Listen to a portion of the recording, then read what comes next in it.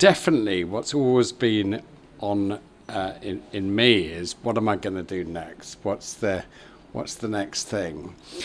And I've always had, and I think a lot of kind of business people have this a kind of curious mind as to, what can I do that would be interesting and cool and so on. So I started actually doing my own hustles, and I mean Zoe is one of the best hustlers around, so respect. But I started hustling when I was a kid, when I was at school, and I can't tell you about that business because it was actually illegal. But it didn't involve magazines.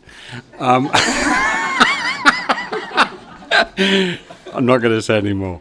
And then my second business was I basically sold shoes, because I grew up in Northamptonshire, which used to be a big shoe manufacturing place.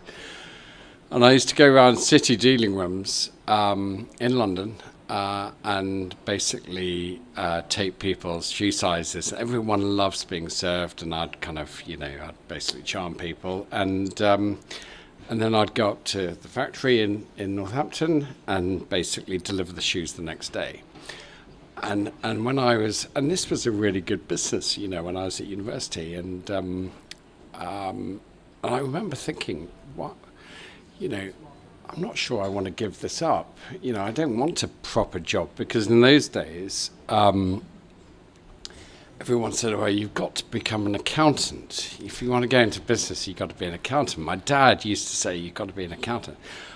Bloody, I hated the idea of becoming an accountant. What any accountants in the room, by the way? I know there's one at the back there. Okay, sorry to insult you. I mean, actually, there's a few accountants in the room. But you've got to have, it's like lawyers as well, maybe a few more lawyers in the room. But I do not have the wiring to be an accountant or a lawyer.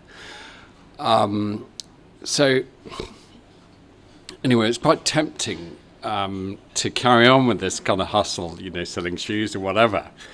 But I then got a proper job, and I kind of felt that, my parents had invested a lot in my education and stuff like that. So I thought, I better do something conventional and boring. And I started I started as a management consultant, weirdly enough, because I knew nothing about business apart from my own hustles. But it was a good job. It was in Berkeley Square. I've never worked in such a good... It's always been downhill on the address front ever since.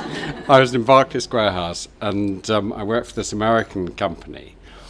And actually, it was a great job. They used to fly me around the world, and met some very interesting people and so on. Bloody hard work. And then I got into the food industry. Terrible job.